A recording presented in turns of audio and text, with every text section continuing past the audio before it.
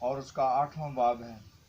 تب یسوع کوہ زیتون کو گیا اور صبح سویرے پھر ہیکل میں آیا، اور سب لوگ اس کے پاس آئے کہ وہ بیٹھ کر انہیں تعلیم دینے لگا۔ تب فقیہ اور فریسی ایک عورت کو لائے جو زنا میں پکڑی گئی تھی، اور اسے بیچ میں کھڑا کر کے اس سے کہا، اے استاد، یہ عورت زنا میں عین فعل کے وقت پکڑی گئی ہے۔ موسیٰ نے تو شریعت میں ہمیں حکم دیا ہے کہ ایسیوں کو سنسار کریں، پس تو کیا کہتا ہے؟ انہوں نے یہ اسے آزمانے کے لیے کہا تھا تاکہ اس پر الزام لگانے کی وجہ پائیں، مگر یسوع جھک کر انگلی سے زمین پر لکھنے لگا، اور جب وہ اس سے سوال کرتے ہی رہے تو اس نے سیدھے ہو کر ان سے کہا کہ جو تم میں بے گناہ ہو وہی پہلے اس کے پتھر مارے۔ اور پھر جھک کر زمین پر لکھنے لگا، اور وہ یہ سن کر بزرگوں سے لے کر ایک ایک کر کے چلے گئے، اور یسوع اکیلا رہ گیا اور عورت بیچ میں کھڑی رہی۔ تب یسوع نے سیدھے ہو کر اس سے کہا، بی بی، وہ کہاں گئے؟ کیا کسی نے فتویٰ نہیں لگایا؟ اس نے کہا کہ اے خداوند، کسی نے نہیں۔ اور یسوع نے کہا کہ میں بھی تجھ پر فتویٰ نہیں لگاتا، چلی جا، پھر گناہ نہ کرنا۔ پاک کلام کے پڑھے اور سنے جانے پر خدا کی برکت ہو۔ خدا کا شکر ہو۔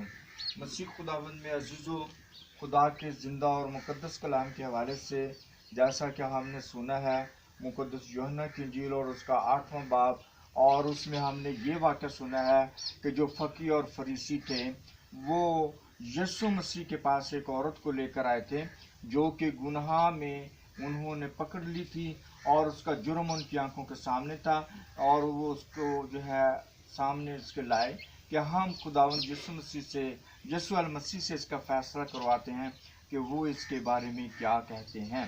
وہ چاہتے تھے تاکہ اس سوال کے حوالے سے ہم یسوع مسیح کو بھی پھنسا لیں گے، اور یہ عورت اس کا تو یہ کام ہی ہے، اور یہ پکڑی گئی ہے، اور موسیٰ کے دور میں اور موسیٰ کی شریعت میں یہ بات لکھی ہوئی ہے کہ جو ایسی عورت ہے اور جو ایسی عورت ہے اس کو سنسار کیا جائے، یعنی اس کو قتل کیا جائے اور اس کو مار دیا جائے۔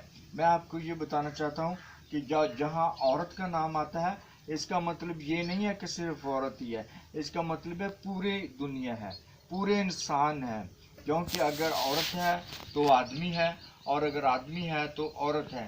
اس کا مطلب ہے یہ سب کے بارے میں بات کی گئی ہے، نہ صرف ایک عورت کے بارے میں بات کی گئی ہے۔ لیکن یہاں پر جو بات بتائی گئی ہے وہ عورت کے حوالے ہی سے بتائی گئی ہے کہ جو عورت ہے وہ گناہ میں پکڑی گئی ہے، اور اس کو پکڑ کر کے وہ سامنے لائے ہیں تاکہ اس کا حساب کیا جائے اور اس کو قتل کروایا جائے اور اس کو سنسار کیا جائے۔ اور یہاں پر یسوع مسیح یہ جواب دینا چاہتے ہیں، اور انہوں نے یہ جواب دیا۔ کیسے انہوں نے جواب دیا؟ وہ اپنی انگلی سے زمین پر لکھتے رہے، اپنی انگلی سے زمین پر انہوں نے لکھنا شروع کیا، اور وہ سوال کرتے ہی رہے، لیکن وہ انگلی سے لکھتا رہا۔ اور پھر اس نے کیا جواب دیا؟ اس نے یہ جواب دیا کہ جس نے نہیں گناہ کیا وہ پہلے اس کو وہ پتھر مارے۔ وہ اس کو سنسار کرنے کے لیے آئے، وہ اس کو قتل کرنے کے لیے آئے۔ اور جب انہوں نے یہ بات سنی تو سب کو یہ پتہ چلا کہ یسوع مسیح نے چونکہ یہ سوال اس لیے کیا تھا کہ کیونکہ اس نے ان کا حساب کر لیا تھا کہ یہ سارے کے سارے گناہ گار ہیں، سب ہی گناہ گار ہیں، اور سب لوگ ہی وہ ان کو توبہ کی ضرورت ہے، اور جو توبہ کریں گے وہ توبہ کے موافق پھل لائیں گے، اور جو توبہ نہیں کریں گے وہ تو سزا پائیں گے۔ لیکن یسوع مسیح ایک ایسا استاد ہے، ایسا خداوند ہے جو انسان کو توبہ کے لیے اور توبہ کرنے کے بعد اس کو معافی دے دیتا ہے، اور وہ انسان پاک ہو جاتا ہے، اور وہ اس کو پاک و صاف ہونے کے بعد اس کو معاف کر دیتا ہے۔ ہم دیکھتے ہیں کہ وہ سب لوگ چلے گئے، اور جب وہ چلے گئے تو اس نے عورت کو کہا کہ بی بی، یہ سب کہاں گئے؟ تو یہ سب چلے گئے ہیں۔ تو اس نے کہا، میں بھی تجھ پر کوئی الزام نہیں لگاتا، اور میں بھی تجھے بری کرتا ہوں، تو چلی جا، لیکن پھر گناہ نہ کرنا۔ بڑا پیغام ہے اتنی سی بات میں، بڑا پیغام ہے کہ پھر گناہ نہ کرنا، مطلب ہے توبہ کرنی ہے. اور توبہ کا لفظی مطلب یہ ہے پچھتانا، اپنے گناہوں پر پچھتانا، اپنی غلطیوں پر پچھتانا، خدا کے خلاف جو کام کیے ان گناہوں پر پچھتانا، اور خدا کے خلاف جو نافرمانی کی ہے اس پر پچھتانا، اور اپنی غلطیوں کو اور اپنے گناہوں کو یاد کر کے پھر سے دوبارہ سے واپس خدا کے ساتھ رابطہ قائم کرنا، اور خدا کے ساتھ جو ہے پھر سے جڑ جانا. کیونکہ گناہ کرنے سے انسان خدا سے جدا ہو جاتا ہے، اور جب وہ جدا ہو جاتا ہے تو نافرمانی کی حالت میں چلا جاتا ہے، اور پھر اس پر جو ہے وہ غضب نازل ہوتا ہے، سزا نازل ہوتی ہے. جس طرح آدم اور حوا نے خدا کی نافرمانی کی اور خدا نے ان کو سزا دی اور باغ عدن سے باہر نکال دیا، یہ بھی خدا کا غضب تھا. جو انسان نافرمانی کرتا ہے، خدا سے دور رہتا ہے، اپنی مرضی کرتا ہے، اپنی خواہشات کے مطابق چلتا ہے، اور خدا کے حکموں کو اگنور کر دیتا ہے، اور خدا کے حکم، خدا کی فرما برداری سے دور ہو جاتا ہے، وہ نافرمان ہو جاتا ہے. اور جب وہ نافرمان ہو جاتا ہے تو وہ دوسرے خداؤں کے پاس جاتا ہے اور خدا کے برابر کا وہ ان کو رتبہ دیتا ہے.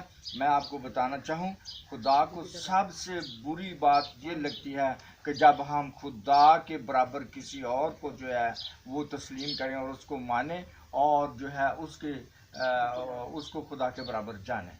اور اسی لیے پہلے حکم میں لکھا ہے کہ ایک خدا کی جو ہے وہ کرنی ہے، عبادت کرنی ہے، اسی کو سجدہ کرنا ہے، اور اس کے سوا کسی اور کو سجدہ نہیں کرنا. اس لیے یہ بڑا موقع ہے. میں یہ گواہی دیتا ہوں، یہ پچھلے چند دنوں کی بات ہے، اور یہی پچھلا مئی کا مہینہ تھا، اور اس کی 26 یا 27 تاریخ تھی. تو میں اس بات کے بارے میں سوچ رہا تھا کہ یہ کورونا کی جو وبا پھیلی ہوئی ہے، جو انسانوں کو ہاتھ ملانے سے لگتی ہے، جب وہ ایک دوسرے سے ہاتھ ملاتے ہیں، جب وہ گلے ملتے ہیں، جب وہ ایک دوسرے کے سانس کے نزدیک جاتے ہیں، تو تب وہ ان کو لگتی ہے. اور جب وہ ان کو لگتی ہے اور پھر اس کا علاج کوئی نہیں ہے، اس کا کوئی ویکسین کوئی نہیں ہے، اس کا کوئی ٹیکہ کوئی نہیں ہے، یہ ایسا خدا کی طرف سے عذاب ہے کہ وہ انسان مر جاتا ہے. اور وہ جو اس کو لے کر جاتے ہیں، اگر تو تندرست ہو گیا تو واپس آ جائے گا، ورنہ اس کی لاش بھی نہیں دیتے گھر والوں کو. اور وہ جس طریقے سے اپنے طریقے سے اس کو جو ہے وہ دفناتے ہیں یا اس کو جو ہے وہ کرتے ہیں. اس لیے میں اس بات سے نہایت ہی خداوند سے دعا کر رہا تھا کہ خداوند یہ کیسا غضب ہے، یہ کیسی سزا ہے جو تیرے انسانوں پر نازل ہو چکی ہے، اور یہ تیرے اختیار سے باہر نہیں ہے. ہم جانتے ہیں کہ سب کچھ تیرے حکم سے ہوتا ہے. تو کیا بات ہے. تو خداوند نے مجھے فرمایا کہ اس نے مجھے یہ بات بتائی، اس نے مجھ پر یہ ظاہر کیا کہ انسان جو ہے وہ توبہ نہیں کر رہا ہے. انسان اپنی مرضی پر اڑا ہوا ہے، موت کو قبول کر رہا ہے، توبہ نہیں کر رہا. اس لیے جاؤ اور جا کر کے جو ہے لوگوں کو توبہ کا جو ہے ان کو میسج دو، توبہ کا ان کو پیغام دو، تاکہ جو کوئی بدل جائے گا اور خداوند کی پاک حضوری میں آئے گا وہ نجات پائے گا اور اس کو شفا ملے گی اور وہ مرے گا نہیں. اس لیے عزیزو سب کو میں یہ بات بتانا چاہتا ہوں اور آپ پر ظاہر کرنا چاہتا ہوں کہ یہ توبہ کے دن ہے، روزے کے دن ہے اور دعا کے دن ہے. کہ آپ توبہ کریں، دعا کریں، روزہ رکھیں. کیونکہ نینوا کے لوگوں کو جب یونس نبی نے منادی کی تو بادشاہ نے بھی تخت سے اتر آیا اور حکم کیا کہ جانوروں کو بھی پانی نہ پلایا جائے اور نہ ان کو کچھ کھانے کو دیا جائے. جو انسان ہے وہ بھی روزہ رکھیں اور دعا کریں، اور سب نیچے بیٹھیں، ٹاٹ اوڑیں اور نیچے بیٹھیں، اپنے کاموں سے جو ہے اپنی بری روشوں سے باز ہیں. اور 10ویں آیت میں، اس کے تیسرے باب کی 10ویں آیت میں لکھا ہے کہ جب خود انہوں نے توبہ کر لی اور وہ بدل گئے، انہوں نے اپنی بری روشیں اپنے ارادے سے چھوڑ دیں کہ ہم نہیں یہ کریں گے، تو تب خدا نے کہا کہ ہر ایک نے اپنی بری روش بدل لی ہے، اور خدا نے رحم کھایا اور جو غضب ان پر لانے کو تھا وہ نہیں لایا اور ان کو معافی ہوئی. اس لیے توبہ کا وقت ہے، معافی کا وقت ہے. توبہ کریں اور ہمیشہ کی زندگی جو ہے خداوند سے حاصل کریں. خداوند آپ سب کو برکت دے اور آپ یہ سب کچھ کر سکیں. ہاللیلویا.